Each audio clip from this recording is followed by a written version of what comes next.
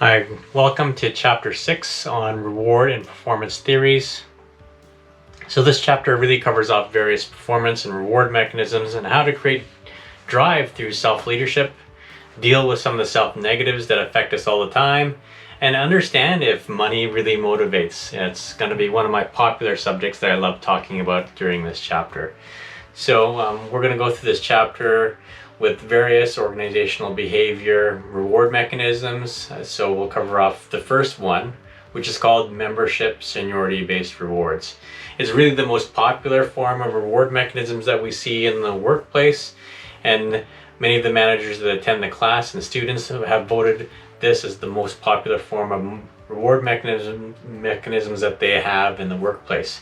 It's simple to manage, simple to administer, simple to understand, and it remains one of the most popular forms. The payroll department can do the annual increases within a few hours for a company, and managers don't need to have endless conversations with employees around why they got paid this certain amount of increase every single year.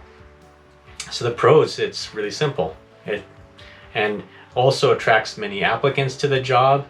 They have less financial insecurity and there's less turnover. But some of the cons include no performance for motivation and discourages poor performers from leaving. And students always ask me, well, if it's so simple but it has all these negatives, why do we continue to use it? Well, I think it's the key is organizations find it's very easy to manage, but also that in many cases, many organizations have trouble recruiting. And what I mean by that, and sometimes they don't have a lot of training, and so seniority is the best way to go because they don't have natural training mechanisms, they have no coaching and mentoring, and therefore it's easier to hire people that will willing to stay for quite a long time in organizations. So the seniority-based pay tends to dominate the marketplace that we see. I especially see it within 10 years of teaching for myself, is that many students continue to vote for this as being the one that they're using in their current workplace. And I think that's because of the simplicity and the popularity of encouraging people to stay longer periods of time so they don't have to train so many new employees all the time. And it's really good, especially in industries where it's really tough to train, where experience on the job is key. And look at a police officer, for example. You could never really develop a training program for them that could cover everything that they're going to go through. So having a police officer stay for many, many years is going to be key. Same like someone like in the fire department, where you want to have a firefighter that has a lot of experience, because that kind of experience on the job really understands how fires work and how to really save people in a burning building, for example. And so that's why we still continue to see it as one of the most popular forms of reward mechanisms in the workplace. The second category is job status rewards, where it motivates people for promotions, increases more pay fairness, less pay discrimination, but some of the negatives, it encourages bureaucratic hierarchy, reinforces statuses, and employees exaggerate the duties. For example, job status rewards is based off of having a job or company that has, an example, a junior, intermediate role, and a senior and a super senior, or like they have assistant VP and the VP and the senior VP and the executive VP. And those are examples of organizations where they have the status-based framework, which allows people to move up in roles, have promotions, and have some incentive for additional performance. And it's one of the second easiest rule structures to create in organizations for job status. The difficulty is that you end up having 4 or 5 different pay bands related to doing the same job, and you just have this increasing of people going up through these bands as they progress in their career and experience. The third category is competency-based rewards, where employees are motivated to learn new skills, and it promotes multi-skilled employees in organizations, and generally have higher end product service quality. Some of the negatives is that it's a really difficult, complex structure to build, and sometimes subjective in terms of the ratings that managers give their employees, and there typically is higher training costs associated with that. And during the class lecture, I'll go through a model of how to build those matrices, how to define them using job descriptions, and how to match that to bands, and how you manage that to competencies that are in the role description itself. So I'll walk you through step by step how that competency-based system works. And then the last is performance-based reward mechanisms. The pros to that are you're able to design custom incentives to accommodate matrix organizations where departments may have multiple goals that across different departments, and creates a clear link between the employee and organizational performance. The cons around this is that employees tend to game the results to create revenue and cut costs just so that they meet their performance scorecards, for example.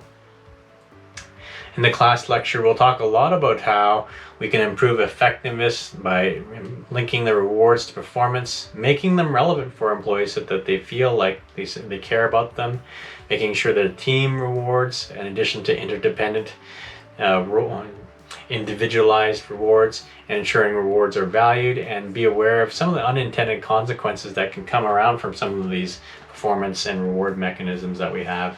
And we'll talk a lot about that during the class lecture.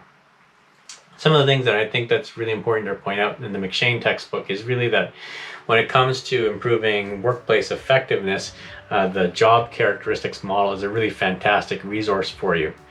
It talks about how to have the right core job characteristics around skill variety, identity, and significance, autonomy, and feedback, which create the great critical psychological states for rewards, which is meaningfulness of work, responsibility for outcomes, the knowledge of results, and then to create those outcomes of high internal work motivation, growth satisfaction, general job satisfaction, and high work effectiveness. And we'll talk about those job characteristics model, which is, I think, it's a fantastic model that McShane actually articulates quite well in the textbook. And I know I really I'm tough on the authors of McShane, but I think this model is actually really well described in the textbook.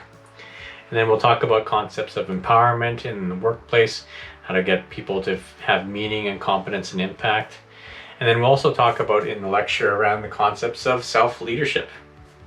How do we set personal goals? How do we build those constructive thought patterns in the workplace? How do we build the mental imagery? How do we design natural rewards? And how do we self-monitor and self-reinforce those the design of those roles?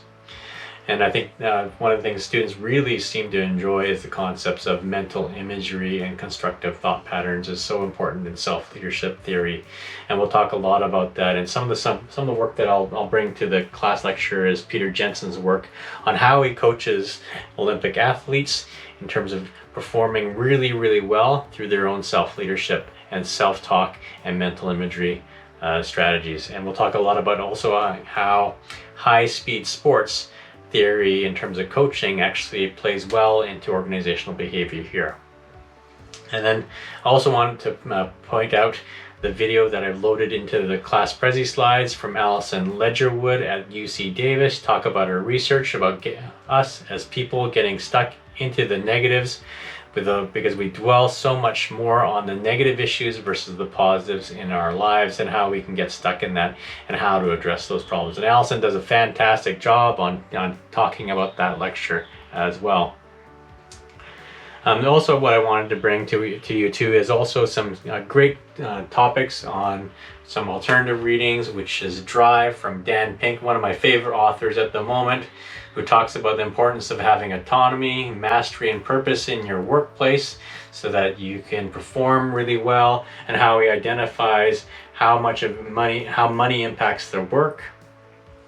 I also want to talk about the fulfillment curve in the research. Probably some of you have never heard of this, but there's this curve that's been really well studied now in terms of how money impacts happiness. And as the curve starts to rise, and I'll added a little video diagram into this video as well, where along this fulfillment curve, as you start to head up, is that you tend to be the most happiest when you have a few luxuries. And after that, it gets really complicated and you start to become more and more unhappy.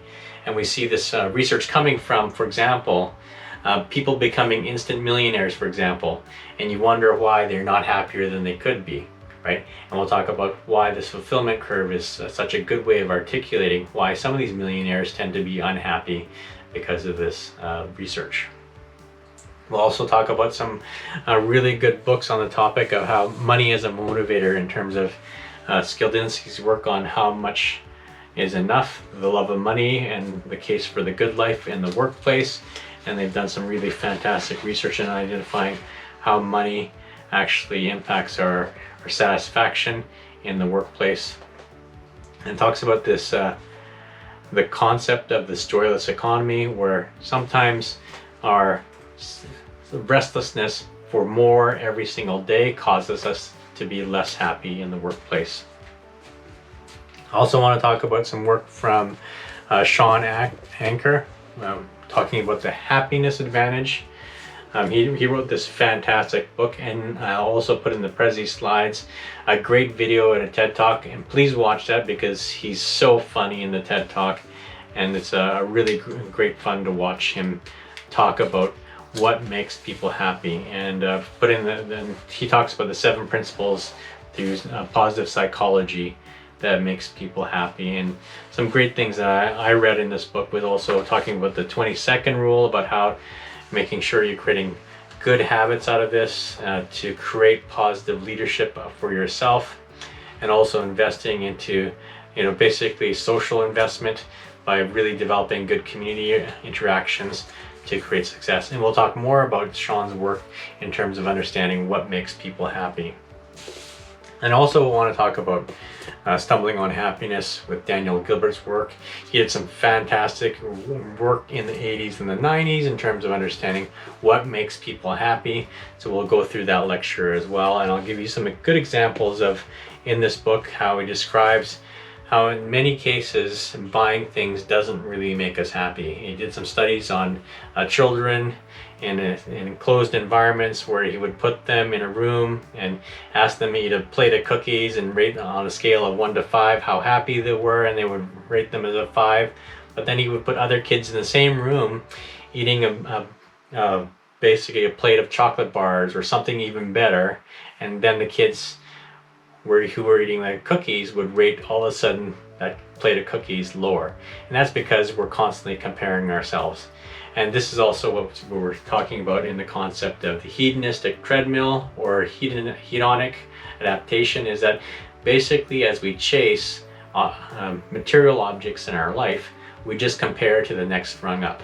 So what I mean by that, and we'll talk about this in the class lecture, is that your neighbor goes and buys a fancy new Ford pickup truck, and you're really jealous of them. But then next week you go and buy a Ferrari, and it sits in your driveway, and now the tables have turned.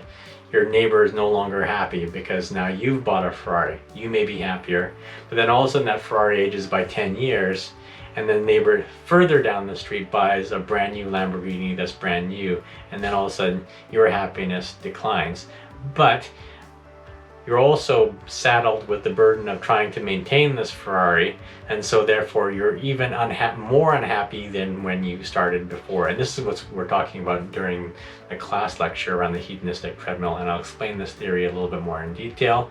And make sure you watch Daniel Gilbert's interview on the Colbert Report, which is a fantastic interview around what makes people happy as well. And this Stumbling on Happiness is a great piece of literature on that. And I personally feel like I've been studying this concept on what makes people happy because I find it fascinating reading. And so we'll talk a lot about during the class lecture around what makes people happy, and we'll explore this topic in more detail and how to make it work within your workplace, but also still making sure that you pay them enough money so that they can focus on being happy as well. So hope you enjoyed that really quick introduction into chapter 6 in terms of reward mechanisms in the workplace, and we'll get into a lot of detail about how to design successful workplaces that are happy at work.